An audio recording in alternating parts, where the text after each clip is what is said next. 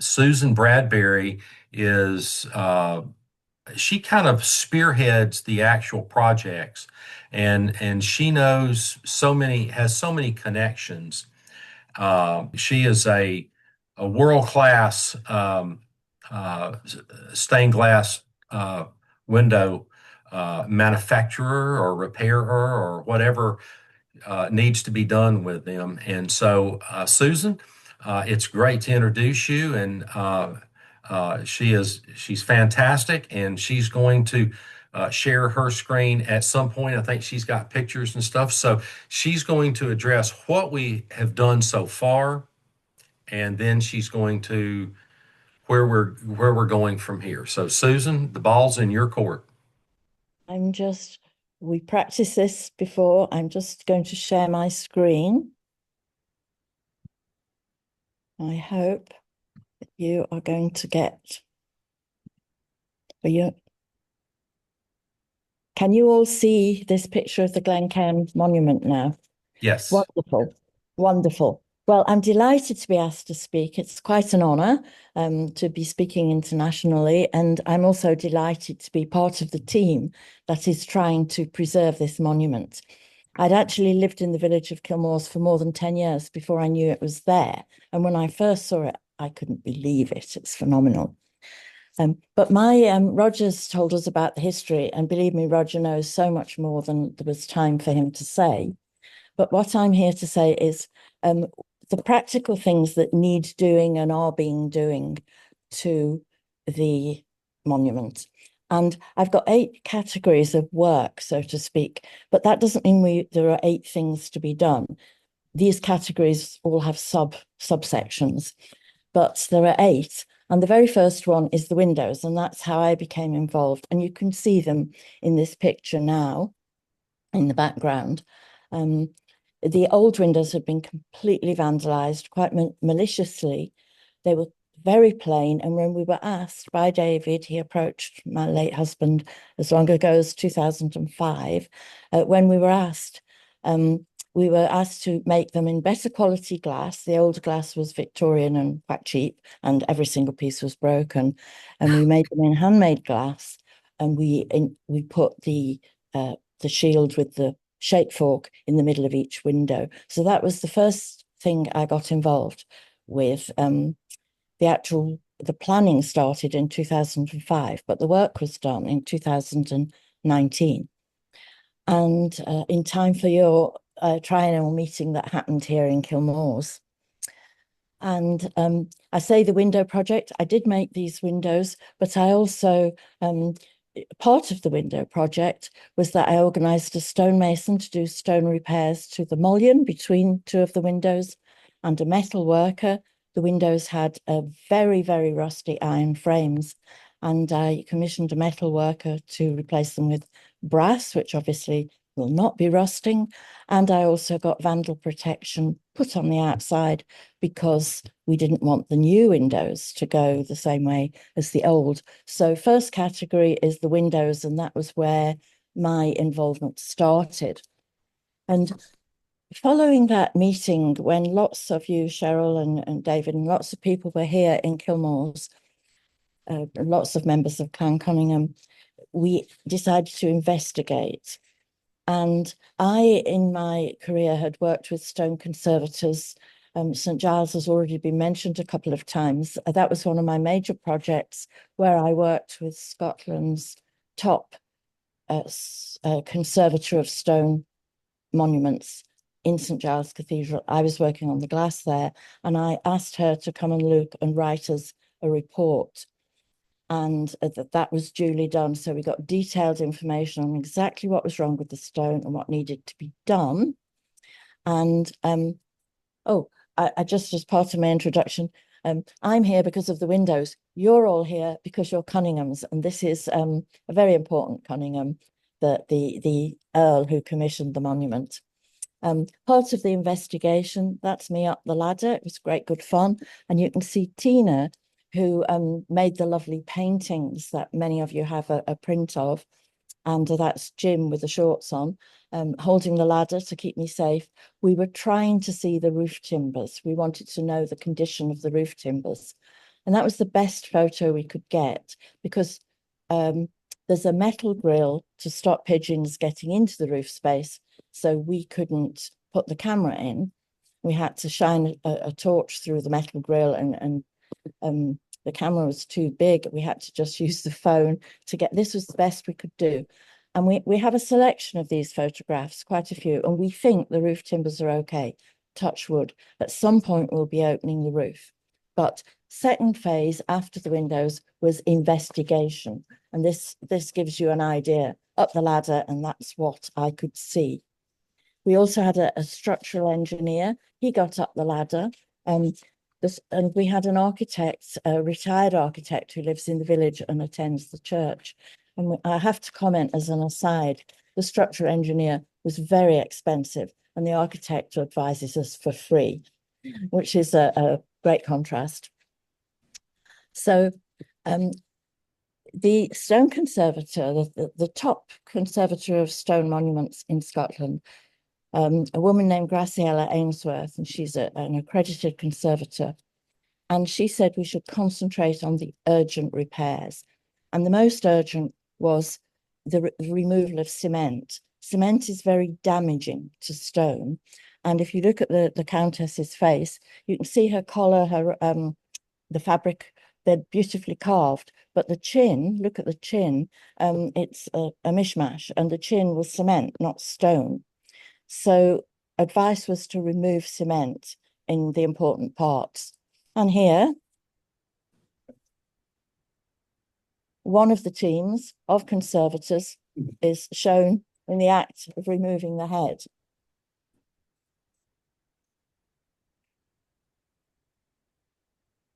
And she's put on a soft pad and she was wrapped in blankets and taken off to the workshop in Edinburgh, in fact, just outside Edinburgh.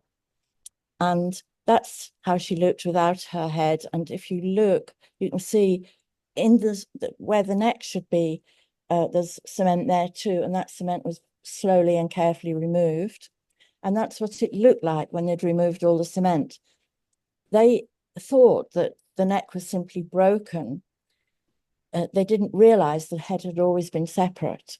So when they made a new head, they gave her a new neck, new chin, lot of research by the conservators to get a good match of stone, and they looked at other stone female heads to see the style of carving that was right for the period. They made a new head with a new neck, with a new stone to replace all the cement, and it fitted into there. And I think I have a wee video, a very short one, but this is just the head being slotted in. And that gentleman, he's one of the stone conservation team. He's a Derek Cunningham. He's a Cunningham. And we asked him if he'd like to join Clan Cunningham International, but he was a bit shy about it. He just liked to stick to his work. But it was nice that the expert who did a lot of this work was, in fact, a Cunningham. So still on the stone conservation, they discovered a lot of iron clamps. And iron, of course, rusts. And when iron rusts, it expands, it laminates, and it can burst a stone. And under the board where the Bibles are, where the children are sitting, is one of these cramps. I'm not sure if I should be calling them cramps or clamps or staples, but there it is rusty. And there's a close-up. You can see how rusty it is. You can see it's expanded out of the stone. And several of these were removed. And they were replaced with stainless steel, and then they were sealed in with a two-part epoxy resin. And after that, they were covered with lime mortar, so you can't see them, but we have photographs of 3 of them, and we know the stainless steel sealed in there, and they won't be rusting. So the 4th project, we've talked about the windows, the investigation, the stone conservation. The 4th project was holding repairs to the roof. And this is where the new ridge is halfway along. And this is a couple of roofers at work, and they were replacing missing and broken slates just as a holding operation. We understand from the roofer's report, we do need a new roof. You can see it's been patched. Look at the slates, there's several different types. But we've had all the broken ones and missing ones replaced by this team, local team. Lovely. The main man is a lady, and people like Natasha, the roofer, because she often turns up with a good lipstick on. And that's an aside, but she's a local lady, lives in the village. And we've put a new ridge on, replaced all the breakages, and got a report, and a new roof is for the future. So the next big project that we did after the roof was, there were two projects we did together: improving the drainage and repointing. A lot of the pointing between the stones was missing. And the stone conserver said, although we've done the urgent repairs, we've removed the rusty clamps, and we've removed the worst of the cementitious repairs, we've got rid of that cement, you should address the damp before we do the non-urgent repairs. And we investigated that with the architect and so on. And the two most important things were to improve the drainage and do the pointing. But the pointing between the stones was missing, not only at the top, the middle, and the side, so to speak, but also underground. The founds of the walls are below ground level, and the pointing is missing from there. So we had a different team of stone people, not conservators, but stonemasons. They dug the trench, and I was very glad we could get a stonemason with all his stone skills who was willing to come and dig a trench, because it wasn't possible to get a digging machine in this situation in the graveyard. See, that was early on in the project. They've dug a trench and they took out two broken stones. They'd only seen one before they started, and it charged us for one new stone, but they put two in and they never charged us for the second one. Thank you. Thank you, Jim Brady, stonemason. That's one of the broken stones that was removed. There's Jim and his colleague shuttling the new one, newly shaped stone into place. There it is. The bags are full of all the earth they took out of the trench, which was not going to go back in. So it was bagged up and taken away by the masons and actually put in to make a new flower bed at the local station. It needed to be got rid of, but it was got rid of very constructively. And there they are pointed, and you can see the gravel. As I said, we improved the drainage. So we had to dig down to the bottom of the wall about 2 feet or 60 centimeters underground to get to the stones where the pointing was missing and repoint it. But we also had to put in a drain, and there is the drain on its way. And then we filled it up with gravel. I say we got our stonemasons too. They filled it up with gravel. So there were 2 points to this project. Where the mortar was missing below ground level, I was horrified when I realized we had to get someone to dig a trench and actually do this sort of work below ground level, the pointing and the drainage. And it wasn't only underground. This is one of the stonemasons pointing at high level. And this, on one of our sunny days, you can see lots of new pointing between the stones there. And it's all high-grade lime mortar pointing, as it should be for a historic building. So we've done windows, investigate, urgent stone repairs, roof drainage, pointing. And I just mentioned that point 7 is for the future, is the new roof. I haven't got a picture of the new roof because it's for the future, but that is our next project, and we're saving funds. And we are so grateful for the American contribution to our funds. You are much better fundraisers than us, and we are very grateful for your input. Thank you very much. And I just put this photograph. You can see the gravel that's infilled where we had the ditch. And there was a big soak away in this area here. I hope you can see my little arrow.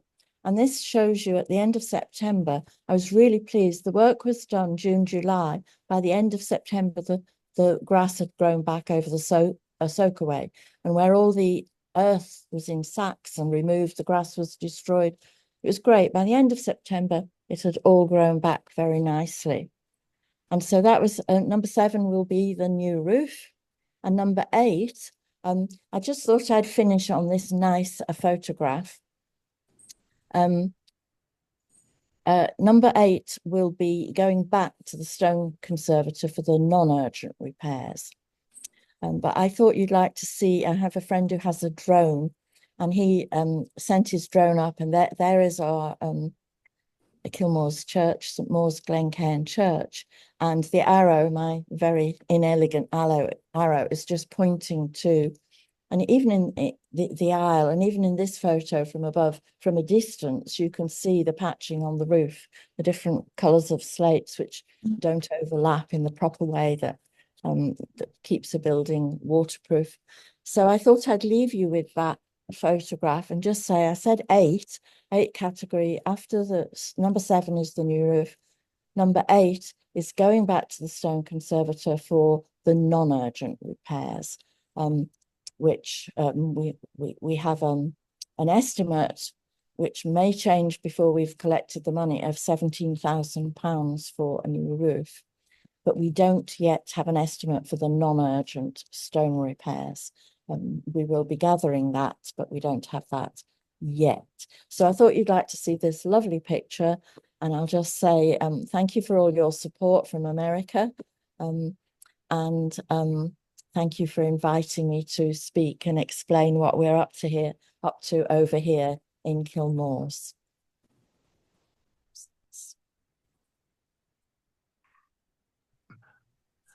Thank you. Can everybody hear me? So, Can everybody hear me? Yes. Okay.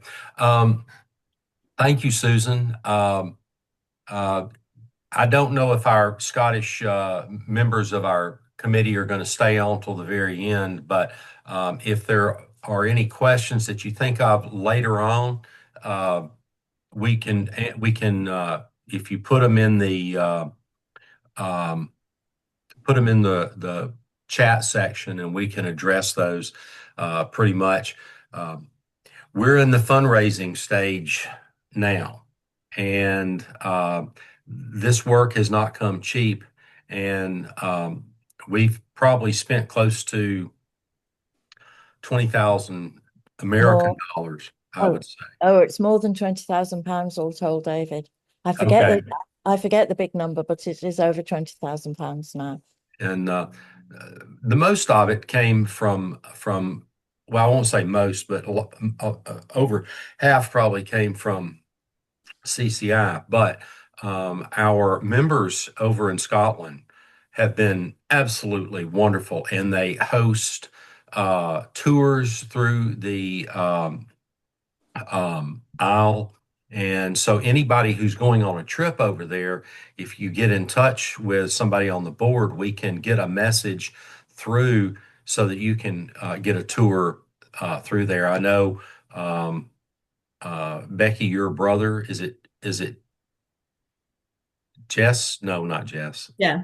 Jeff, yeah, had a tour through it, and there's no charge for that, but we do accept donations, and they keep it. So I'll address that a little bit more when we get to it in the second half of our meeting when I give a financial report.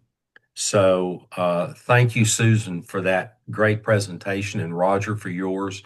And please tell the members, Rowan and Ann and the rest, thank you for the work that they all do, and Roseanne, and we'll go from there. Jim, real quick, do you have anything you would like to say? I can unmute you if you'd like to say anything.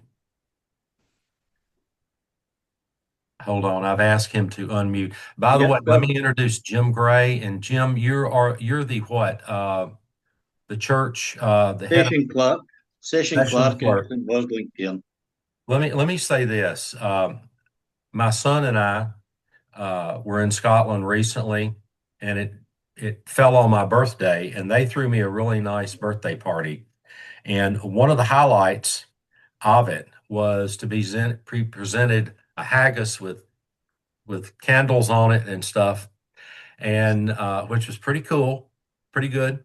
But to have a native Scot recite from memory the whole address to the haggis. Jim, it was awesome, and you do a fantastic job with your presentation of Burns's address to a haggis. So that was a real joy for me. And Jim, if you'd like to say anything, I've opened you up where you can speak. Yeah, I'll get one or two things I'd like to say. Just thank you for the opportunity of attending your triennial meeting. I first met David in 2005 and had the pleasure of speaking with him and the meeting again this year in his visit to Colmores. As David has indicated, I'm session clerk at the congregation of St Maur's Glencairn Church in Colmores, and the minister and congregation are very supportive of the local Glencairn Isle Preservation Committee. We're open on Wednesdays during the summer and will continue to do that year on year. This committee meets fairly regularly and are in conversation via Zoom with Cunningham International, where various discussions and decisions are made to preserve this, the oldest post-Reformation monument of its kind in Scotland. Long may this association continue, and as we say here in Scotland, lang may your lum read. Thank you again for this opportunity to speak. Thank you. Thank you, Jim. Thank you very much.